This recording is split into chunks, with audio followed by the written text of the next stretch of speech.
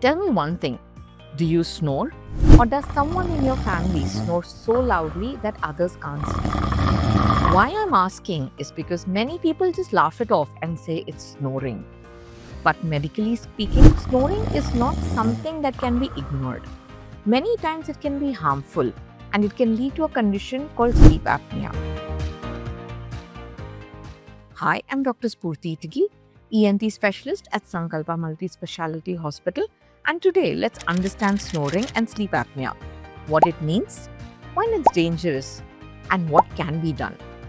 First, we need to understand what snoring actually is. Snoring occurs when air doesn't flow smoothly through your nose or throat during sleep. The soft tissues vibrate and that creates a sound which we call snoring. Occasionally, snoring due to being extra tired or feeling cold is normal, but loud snoring every night is not. Now, once we understand what snoring is, the next question is why does it happen in the first place? Think of breathing like air passing through a pipe. When that pipe is wide and clear, the air flows silently. But when the pipe becomes narrow or partially blocked, the air struggles, and that struggle creates sound. This passage is actually your nose and throat. So, snoring usually happens when something narrows that airway during sleep. Additionally, the following can increase the associated health risks with it. Excess weight can add pressure around the airway. Alcohol before the bedtime relaxes the throat muscles even more. Smoking irritates and swells up the throat lining. That's why snoring looks different in different people. In children, large tonsils or adenoids are often the reason. In adults, nasal narrowing, obesity, lifestyle factors are more common. Now, here's the most important part: sleep apnea. In many people, snoring stays just as a noise. But in some people, that narrowing becomes more than just noise. The airway collapses for a few seconds and then it becomes harmful. This condition is called sleep apnea, and this is the most important part of today's discussion. In sleep apnea, the airway closes during sleep. The breathing stops for a few seconds and then restarts suddenly. This doesn't happen once or twice. It can happen dozens of times every night. The person may not even realize it's happening because it happens in their sleep. But the body keeps struggling for oxygen and again. How to recognize snoring that leads to sleep apnea? At this stage, people ask me, Doctor, how will I know if snoring is becoming dangerous? Because the person who snores often doesn't realize that anything is wrong. Most of the warning signs are noticed by someone sleeping next to you. It can be your partner, siblings, parents, or even children, or it could be any relatives or friends. While snoring, your partner may tell you, you snore very loudly and then suddenly you become quiet. After a few seconds, you gasp or choke and start breathing again. This is usually when families get worried. That pattern of loud snoring, silence, gasping is a very important warning sign. The person with sleep apnea may notice other things during the day, like they wake up feeling tired even after a full night's sleep, have headaches in the morning, they feel sleepy, difficulty to concentrate, and exhausted even with small trivial activities. They may say that they are sleeping for 7 to 8 hours but still feel drained after a full night's sleep. That's because the body never gets deep, restful sleep. If these signs sound familiar, please don't ignore them. Now, what happens if you ignore this? This is where snoring stops being just a disturbance and starts becoming a health risk. When breathing stops repeatedly during sleep, the oxygen level in the body keeps dropping. Each time this happens, the brain wakes the body up slightly, just enough to restart breathing. This stress happens again and again every night. Over time, this puts pressure on the heart, the brain, and the entire body. That's why untreated sleep apnea increases the risk of high blood pressure, heart problems, stroke, memory and concentration issues. And one of the biggest dangers is daytime sleepiness.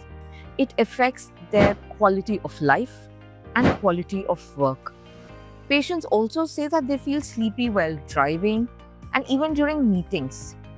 That increases the risk of accidents. So, snoring doesn't just affect sleep, it affects health, safety, work performance, and quality of life. Now, after hearing all of this, I want to pause here and say something very important. Snoring and sleep apnea sound scary when we talk about the risks. But the brighter part is most cases are treatable, and many people feel significantly better once the cause is addressed. When a patient comes to us, what do? We first evaluate when did the snoring start? Is it every night or occasional? Does anyone notice any breathing pauses? Do you feel tired during the day? Then we examine the airway starting from the nose, then the throat, the tonsils, the soft palate, and the jaw structure. Because snoring is not caused by just one thing, it is caused by how air flows through your airway during sleep. In some patients, especially when sleep apnea is suspected, we may suggest a sleep study. This confirms the diagnosis and also tells us how many episodes of apnea the patient is having, how much good quality sleep the patient is getting, and gives us an overall idea about the sleep of the patient. Following which, we will do a DISE, that is drug-induced sleep endoscopy, nasal endoscopy, laryngoscopy.